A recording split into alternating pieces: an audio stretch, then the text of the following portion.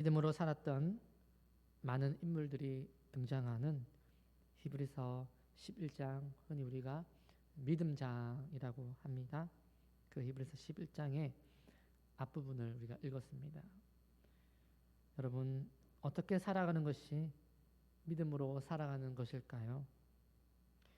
히브리서 11장 믿음장은요, 창세기에서부터 등장하는 수많은 사람들의 행동을 일컬어서 믿음으로 한 것이었다, 그렇게 마치 도장을 찍어서 확인시켜 주듯이 선언하고 있습니다. 오늘 본문 3절 말씀부터 다시 한번 읽어보겠습니다. 3절입니다. 믿음으로 모든 세계가 하나님의 말씀으로 지어진 줄을 우리가 아나니 보이는 것은 나타나는 것으로 말미암아 된 것이 아니니라. 아멘. 창세기 가장 먼저 하나님께서 말씀으로 천지를 지으신 것을 우리가 알게 되었다고 말씀하고 있는데요. 그런데 우리가 이 하나님의 말씀으로 천지를 지었다는 이 사실을 어떻게 알게 되었다, 또 무엇을 통해서 알게 되었다 말씀하고 있습니까? 바로 믿음으로, 믿음을 통해서 우리는 그것을 알게 되었다라고 말씀하고 있습니다. 우리는 사도신경에서 고백합니다. 나는 전능하신 아버지 하나님 천지의 창조주를 믿습니다. 여러분, 하나님의 창조, 하나님께서 온 세상을 지으셨다, 이것을 믿지 못하면요, 도무지 믿음의 첫 발을 내디딜 수가 없는 것이죠. 그리고 우리가 하나님의 창조를 믿게 되면은요, 하나님의 주권을 인정하지 않을 수가 없고, 모든 것이 하나님의 것이 아닌 것이 없음을 고백하지 않을 수가 없게 됩니다. 월급을 많이 받아요. 여러분, 그 많은 월급이 다 누구 걸까요? 내 거라고요? 내가 벌었으니까.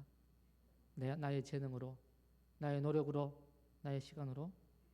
여러분, 그 재능은, 그 시간은, 그 능력은 누가 주셨을까요? 하나님이 주신 것이 아닐 수 없는 것입니다.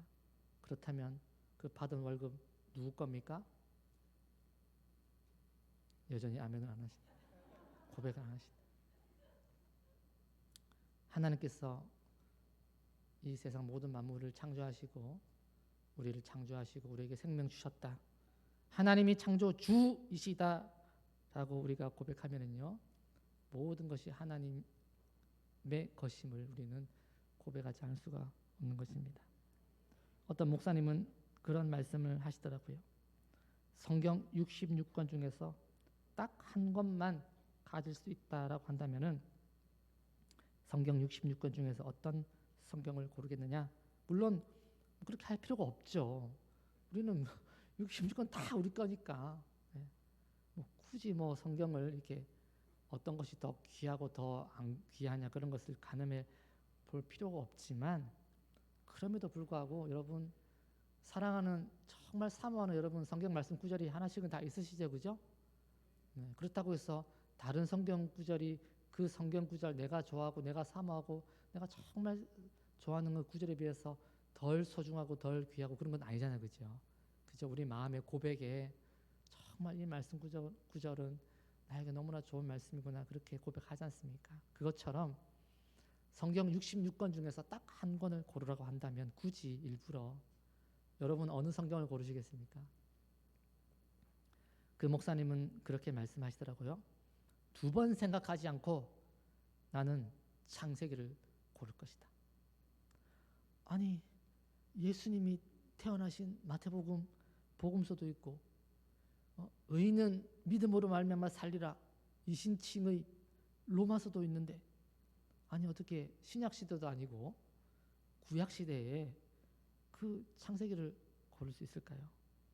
여러분, 믿음은요, 시대의 시간의 전후가 중요한 것이 아니라 결국 믿음의 관점에서 본다면 의롭게 하시는 하나님, 아니 의롭게 여기시는 하나님, 구원하시는 하나님, 그 하나님은요 구약에도 있고 신약에도 있고. 그런데 창세기에는요, 다른 데는 창세기 창조가 없잖아요. 그래서 이분은요 다른 데 없는 창조가 있는 창세기를 본인은 2번 고민하지 않고 고른다.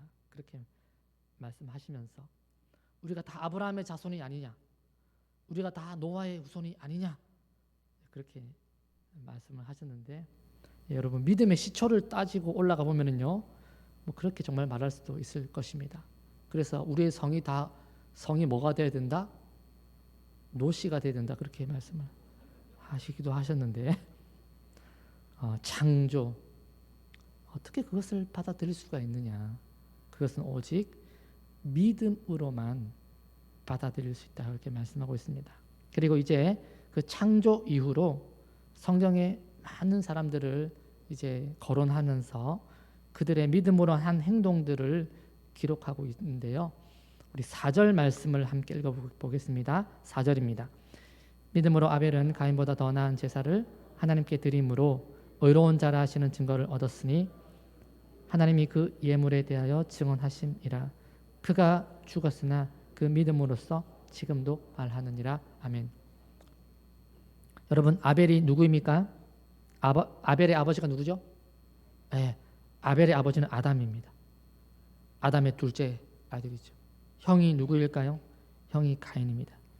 그리고 그 형제가 둘이서 나란히 아주 그 보기 좋게 정말 형제가 이렇게 같이 이렇게 하나님 앞에 제사를 드렸습니다. 각각 제사를 드렸습니다. 그런데 하나님께서 아벨의 제사는 받아주시고 가인과 그의 제사는 받아주지 않았다고 했습니다. 정확한 이유를 설명해 주지도 않고 그렇게 했어요. 여러분, 누군가가 정성껏 선물을 준비했습니다. 선물 받을 사람을 생각하면서 정말 선물을 어렵게 고르고 값비싼 비용을 지불해서 예쁜 포장을 해가지고 손편지까지 예쁘게 써가지고 선물을 준비했어요. 그리고 선물을 줬어요. 그런데 상대방의 선물을 받아 안 받아요? 선물을 안 받아줘요. 그럼 돼요, 안 돼요? 안 돼요? 여러분, 안 받는 데는 나름대로 이유가 있지 않을까요? 나를 스토킹하는 사람일 수도 있잖아요. 네. 나는 싫은데 자꾸 나한테 그렇게 하는, 전화하고 그렇게 하는 사람일 수도 있잖아요. 여러분, 그런 사람이 너무나 정성껏 선물을 준비하고 주면은 너무나 오싹하지 않겠습니까? 받고 싶지 않은 데는 다 이유가 있는 거 아니겠습니까, 여러분? 하나님께 제사를 드렸습니다. 나름 정성을 다해서 마음을 다해서 드렸어요. 그런데 받아주지 않습니다. 그럼 뭔가 이유라도 말씀을 해줘야 될 텐데 이유를 말하지 않아요. 그런데 누구의 제사를 받아줍니까? 동생의 제사를 받아주는 거예요. 내 거를 안 받는 건 내가 알겠다고. 근데 왜 내가 형인데 이유도 말해주지 않고 안 받아놓고서는 내 동생 거는 잘 받아주고. 여러분, 기분이 나쁠까 안 나쁠까요? 기분이 나쁩니다. 상당히 사람 차별하는 것도 아니고. 누가요? 하나님이 사람을 차별하다. 아벨이 화가 많이 나고 기분 났습니다. 그렇다고 여러분 하나님께 화를 낼 수 있을까요? 하나님께, 감히 하나님께 대들지는 못하고 누구에게 화풀이를 했어요? 아벨에게 화를 풀고 그만 동생을 죽이고 말았습니다. 끔찍한 일이 일어났어요. 여러분, 아벨의 입장에서, 여러분, 아벨이 무슨 죽을 죄를 지었나요? 아벨이 한 것은요, 하나님께 제사 드린 것 말고는 한 게 없어요. 그리고 하나님이 그와 그의 제물을 받으신 데도 이유가 있겠죠. 하나님께 드릴 만한 제사를 드렸고 하나님께서 받아주셨던 것 말고는 아벨이 아무 잘못을 한 게 없어요. 그런데 아벨은 어떻게 됐어요? 죽었어요. 여러분, 도대체 이 일을 우리가 어떻게 설명하고 이해하고 해석할 수 있을까요? 아무 잘못 없는 사람이 억울하게 죽임을 당하고, 더군다나 여러분 보세요. 아벨이 억울하게 죽임을 당했는데 가인은 너무 화가 나가지고 동생한테 화풀이를 해서 이렇게 죽이고. 그런데 또 그러면은 하나님이 공의로우신 하나님이라면은 이에는 이, 눈에는 눈 해가지고 목숨에는 목숨으로 갚아야지. 가인 너도 동생을 죽였으니까 죽어. 뭐 글쎄 그렇게 해도 참 안타까운 일인데, 근데 하나님이 가인을 죽이지 않아요. 그리고 벌을 주니까 또 가인이 뭐라고 그래요? 벌이 너무 무겁습니다 하니까 또 하나님이요 벌을 또 가볍게 해줍니다. 여러분, 동생을 죽인 이 가인은요 그래도 살아있잖아요, 그죠? 어떻게든 벌을 받긴 하지만, 괴롭긴 하지만 목숨을 부지하고 있잖아요. 근데 그럼 아벨은 도대체 뭐야? 도대체 그 죄값을 어디서 물어야 된다는 말입니까? 여러분, 너무 억울하지 않을까요? 여러분, 아무리 하나님이라고는 하지만 이 아벨의 죽음에 대해서 뭐라고 말씀을 해주셔야 되는 거 아닙니까? 아니 또 아벨이 도대체 무슨 잘못을 했냐는 거죠. 여러분, 그것에 대해서 오늘 히브리서 우리가 읽었던 본문의 말씀은요 해답을 주는 것 같습니다. 그것이 무엇일까? 그것은 바로 믿음으로입니다. 우리 4절 말씀을 다시 한번 읽어보겠습니다. 4절입니다. 믿음으로 아벨은 가인보다 더 나은 제사를 하나님께 드림으로 의로운 자라 하시는 증거를 얻었으니 하나님이 그 예물에 대하여 증언하심이라. 그가 죽었으나 그 믿음으로써 지금도 말하느니라. 여러분, 아벨은요 믿음으로 더 나은 제사를 드리고 또 의로운 자라 칭함을 받았다고 합니다. 그리고 그가 분명히 죽었어요. 그런데 믿음으로써 지금도 어떻게 한다고 합니까? 지금도 말하느니라. 여러분, 죽었어요. 근데 말하고 있대요. 죽은 거예요, 산 거예요? 살아있는 거예요. 어떻게 살아있는 거예요? 믿음으로 살아있는 겁니다.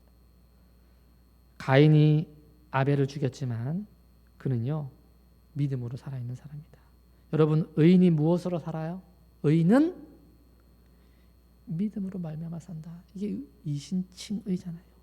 의인이 살아가는 방법이기도 하지만 의인이 살 수 있는 이유가 바로 믿음이 된다는 그런 뜻입니다. 이어서 등장하는 인물도 한번 살펴보겠습니다. 5절 말씀인데요. 에녹이라고 하는 인물이 등장합니다. 여러분, 에녹은 어떤 인물입니까?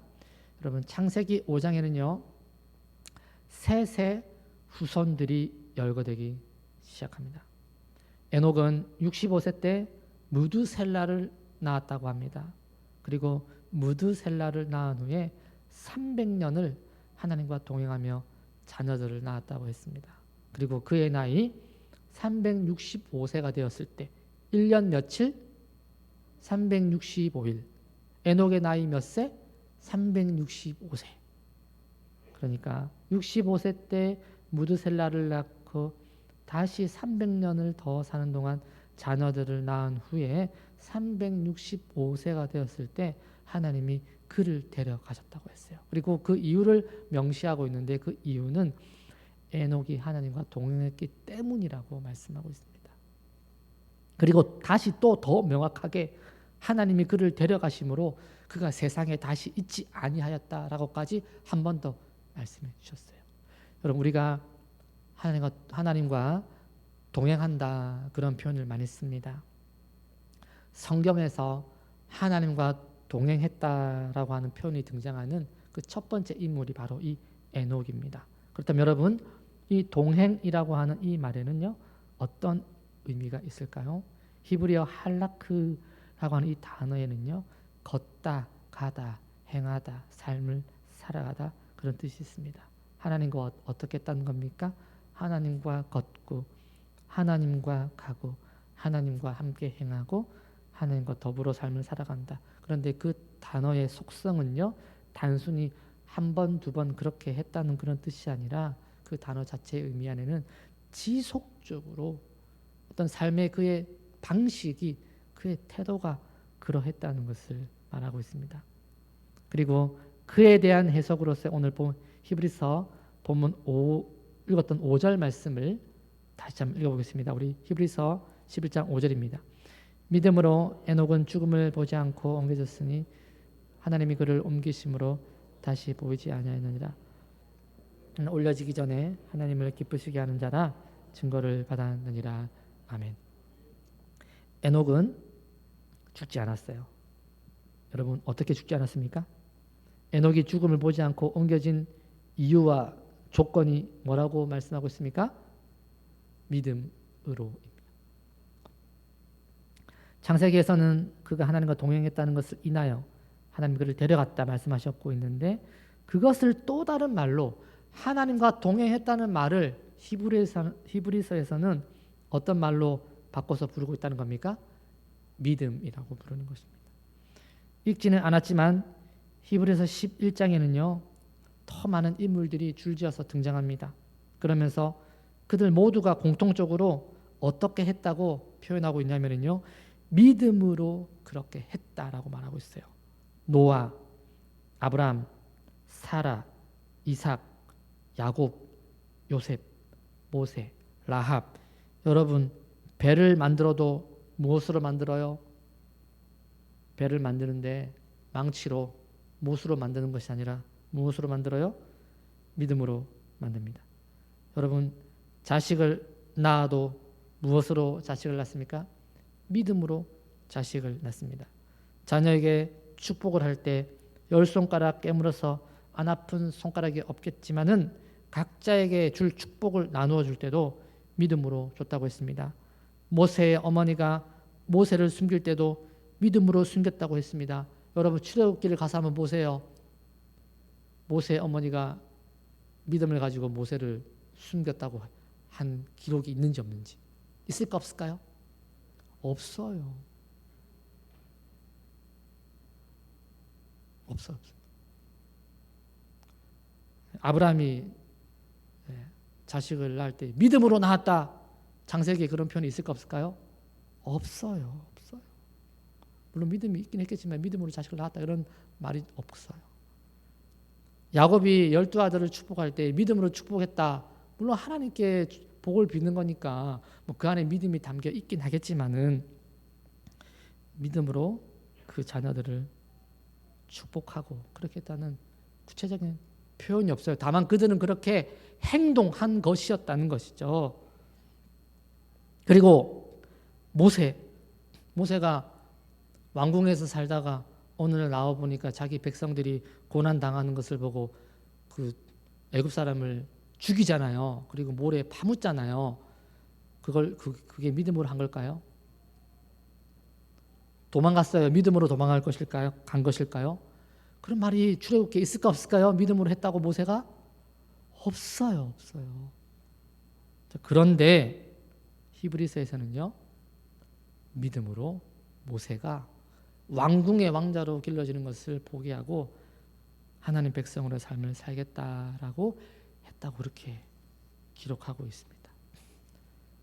여러분 진짜 모세가 믿음으로 왕자의 그 직분을 거부하고 사람을 죽이고 그렇게 했을까요? 출애굽기는 안 써 있잖아요. 그죠? 모세의 어머니가 그 모세가 낳았는데 너무 잘생겼어요? 못생겼어요? 너무 잘생겨가지고 그를 어떻게 하지 못해가지고 그렇게 키웠다 했잖아요. 그게 믿음인가요? 근데 히브리서에서는 믿음으로 그렇게 했다고 하는데 여러분 믿음 맞겠죠? 아멘? 왜요? 히브리서에 써 있잖아요. 히브리서 오늘 말씀에서 믿음으로 그렇게 했다고 했으면 맞는 거겠죠? 아멘? 뭔가 이게 왜 히브리서 성경 말씀 아닌가요? 또 있습니다. 기드론, 바락, 삼손, 입다, 다윗, 사무엘. 삼손도 그렇습니까? 여러분 삼손 어떤 사람인지 알죠? 삼손이 힘은 아주 셌지만은요 믿음이 아주 좋았다고 말할 수 있는 그런 사사인가요? 그런데 오늘 히브리서에서는 어떻게 말씀하고 있습니까? 믿음으로. 입다. 여러분 입다 어떤 사람입니까? 전쟁에서 큰 승리를 거두고 돌아올 때 서운하잖아요. 그래서 누가 죽었어요? 세상에 딸이 죽었어요. 뭐예요 이게? 근데 히브리서에서는요 뭐라고 말씀하고 있습니까? 믿음으로. 여러분 오늘 이 히브리서 말씀을 보면은요 그 믿음이요 상당히 크다는 것을 우리가 알 수가 있어요. 여러분 믿음으로 히브리서에서 이렇게 여러 번 등장을 하는데요. 믿음으로라고 이렇게 하니까 우리가 이렇게 그 뭔가 도구를 우리가 사용할 때 장갑으로 손을 보호한다. 그죠? 핸드폰으로 그죠? 전화를 건다. 이렇게 무엇으로라고 말하니까 여러분 이 믿음이 어떤 도구 그죠? 어떤 뭔가를 할 때 사용할 수 있는 어떤 그런 것처럼 여기시죠. 그죠? 그래서 우리가 흔히 말하기로 믿음을 사용해라. 그렇게 말하잖아요. 그죠? 여러분 여기서 말하는 믿음으로 그렇게 뭔가를 우리가 사용하는 물건처럼 그렇게 믿음을 사용하는 그런 믿음일까요? 맞습니다. 그렇게 믿음을 우리가 사용하는 거 맞아요. 그런데 그것만이 다는 아닙니다. 여러분 오늘 이 히브리서에서 나오는 믿음으로라는 말에는요 당연히 우리가 믿음을 사용한다 그런 어떤 믿음을 도구처럼 이용하는 어떤 그런 의미도 있고 또 어떤 의미도 있냐면은요 원인이나 동기, 원천이라는 그런 의미가 있습니다. 그러니까 믿음 때문에 그렇게 한다는 거예요. 믿음 때문에 내가 믿기 때문에 그렇게 한다. 믿음이 이유라는 거예요. 내가 그 일을 하는 목적이 뭐라는 거예요? 믿음이라는 겁니다. 그래서 믿음으로 한다, 무엇을 한다. 이것은 믿음을 사용하는 것일 수도 있고 또 믿음이 있기 때문에 내가 뭔가 믿음이 있기 때문에 믿음 때문에 그 일을 하는 것 그런 의미도 포함됩니다. 그리고요 또 다른 의미도 있습니다. 그것은요 로마서나 고린도전후서 등 사도 바울이요 그리스도 안에서라고 하는 그런 표현이 있는데 우리가 다 그리스도 안에 있다는 거예요. 하나님 안에 있다는 거예요. 그런데 이 믿음으로라고 하는 표현에는요 믿음 안에라고 하는 표현이 의미가 또 담겨 있습니다. 그러니까 우리가 믿음으로 산다는 것은요 믿음 안에 있는 거예요. 믿음 안에. 그러니까 믿음 안에 있다는 것은요 어떤 의미냐면요 내가 뭔가를 내가 하고 하지 않고 내가 뭔가를 잘하고 못하는 것이 중요한 것이 아니라 내 위치가 어디에 있는가가 더 중요한 개념이라는 겁니다. 그러니까 여러분 내가 하나님 안에 있다라고 하는 이 말의 포인트는 뭐냐면요 주체가 내가 아니라 누가 주체예요? 주체가 하나님께 있다는 것을 의미하는 것입니다. 그러니까 믿음이 있어도요 잘못할 수 있어요. 믿음 생활하면서 크게 넘어질 수도 있습니다. 극복하기 어려운 피해를 받을 수도 있고요. 극복하기 어려운 회복할 수 없는 피해를 누구에게 줄 수도 있어요. 그렇지만 그럼에도 불구하고 어디 안에 있다는 겁니까? 믿음 안에 있다는 겁니다. 탕자가 집을 나가가지고 배가 고프고 굶주려가지고 아니 아버지 집에는 풍족하게 먹는 종들이 많은데 나는 배를 줄이는 걸 해가지고 내 아버지 집에 가가지고 종이라도 돼야 되겠구나라고 생각을 했죠. 그죠? 왜요? 그 아들 입장에서는 자기가 잘못한 게 있으니까 아들은 무슨 아들이냐 이렇게 종이라도 돼야 되겠다 그렇게 생각을 한 것입니다. 그런데 여러분 아버지 입장은 어때요? 아버지 입장에서는요 여전히 눈에 넣어도 담기 아까운 그런 아들이라는 겁니다. 여러분 우리가 다 그 하나님 안에 있는 줄로 믿습니다. 믿음으로 산다는 것은요 그래서 믿음을 사용하고 믿음 때문에 행하고 또 그 믿음 큰 믿음 안에서 우리가 사는 것입니다. 단순하진 않아요. 그러니까 결국 이 말은요 믿음 안에 별일이 다 있다는 거예요. 별일이 믿음 안에. 믿음 안에서 믿음으로 살고 믿음 때문에 살고 믿음을 사용해서 살아가는데요. 믿음 안에 별일이 다 있어가지고 마음 상하는 일들도 있고 기분 나쁜 일들도 있고 억울한 일도 있고 이해가 안 되는 일들은 너무 많고, 그죠? 그런데요, 그게 다 믿음으로 살아가는 모습이라는 겁니다. 믿음 때문에 살아도 그렇고 믿음을 아무리 사용해도 그렇고 믿음 안에서 살아도 그렇고. 여러분, 아벨처럼 말도 안 되는 죽음이 있잖아요. 온갖 실수와 실패와 절망과 아픔이 있잖아요. 그래도 다 뭐예요? 그게 다 뭐예요? 믿음으로 사는 것입니다. 여러분, 믿음으로 살고 계신 줄 믿습니다. 믿음을 사용하고 믿음 때문에 행하시고 믿음 안에서 사시기 바랍니다. 여러분, 그런 믿음을요, 하나님이 참 기뻐하십니다. 우리 오늘 본문 마지막 6절 말씀을 함께 읽어보겠습니다. 6절입니다. 믿음이 없이는 하나님을 기쁘시게 하지 못하나니 하나님께 나아가는 자는 반드시 그가 계신 것과 또한 그가 자기를 찾는 자들에게 상 주시는 이심을 믿어야 할지니라. 아멘. 여러분, 하나님은 매우 아주 큰 분이에요. 결코 하나님은요, 작은 하나님이 아닙니다. 여러분, 우리의 믿음도 어때요? 우리 믿음요, 상당히 우리 믿음이 큰 게 아니라 믿음 자체가 크다는 그런 얘기입니다. 여러분, 믿음은요, 우리 안에서 나온 걸까요? 우리 외부에서 주어진 것일까요? 선물로 주어진 거잖아요, 그죠? 우리가 요만큼 받으면은 우리가 소유하는 믿음이 이만큼일 뿐이지 믿음 자체가 결코 작지는 않은 것입니다. 믿지 않는 사람들이 그렇게 얘기하잖아요. 크리스찬들이, 예수님 믿는 사람들이 참 빛과 소금이다 그렇게 얘기하는데 그 빛인지는 모르겠는데 소금은 확실하다 그렇게 얘기하잖아요. 왜요? 짜다, 짜. 너무 이렇게 막 믿음을 가지고 살아가는데도 너무 속이 좁고, 그 믿음의 어떤 이게 믿음의 어떤 넓이와 깊이와 이게 너무 좁은 그런 사람이 있을 수 있다는 건데요. 그렇지 않다는, 믿음은요 사실 아주 큰. 그래서 그 베드로 사도는요, 그 믿음을 가리켜서 보배로운 믿음이다 그렇게 얘기하고 있습니다.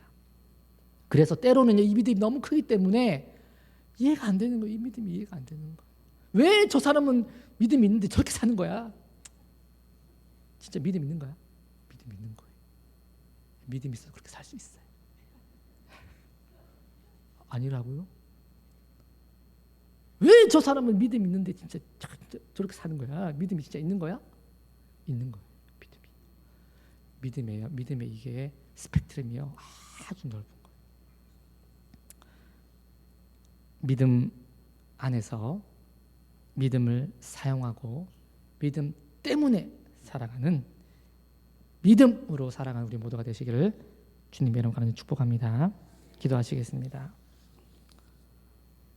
히브리서 나오는 수많은 사람들의 한 사람 한 사람을 보면 정말 그들이 그렇게 믿음으로 살았을까, 그렇게 물음표를 던질 수밖에 없고, 우리가 살아가는 우리 믿음의 삶도 이렇게 되돌아보며 정말 이게 믿음으로 살아가는 걸까라고 하는 그런 의문을 갖게 되지만, 정말 우리 주님 안에서 그 큰 믿음 안에서 우리가 살아가고 있는 줄로 믿습니다.